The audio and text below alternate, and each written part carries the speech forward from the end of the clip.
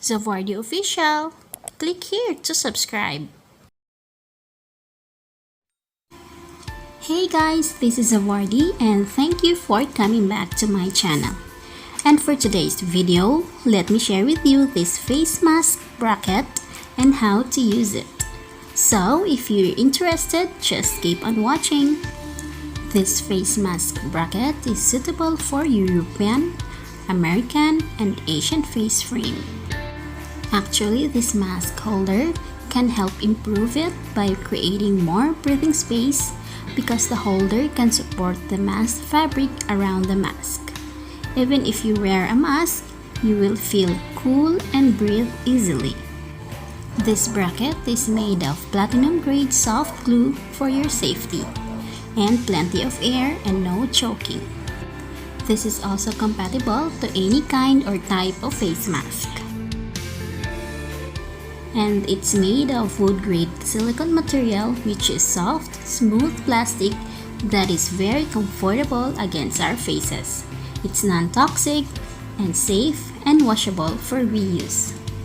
It has a unique wear-resistant design, soft and fit the face, and will not fall off. This bracket holds up to the fabric around the mouth to create more space.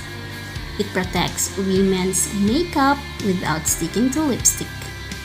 It can be folded without deformation, and it's so easy to carry.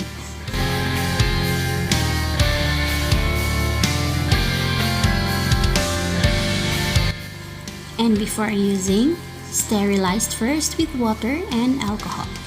It's simple to wear and it's easy to install on both sides. It won't come off, one pull, and it's three-dimensional.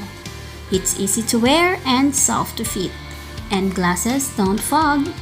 It's good company at the office.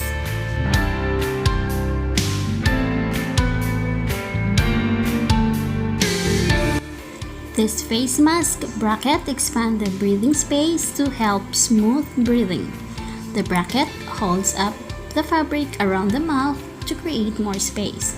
It protects female makeup, do not stick on lipstick, and the mask holder can be reused.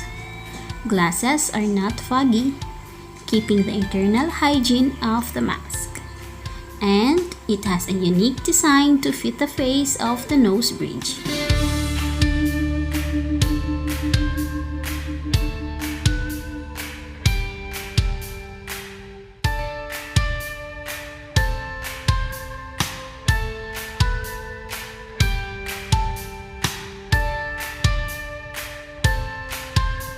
And again, this face mask bracket prevents the mask from sticking directly to your nose and mouth.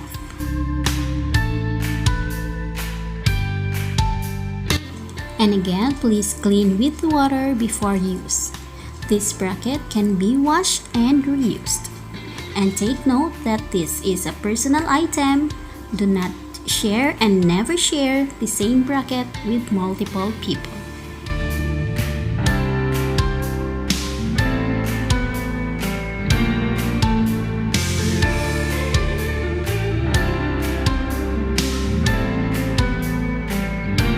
And that's all for today.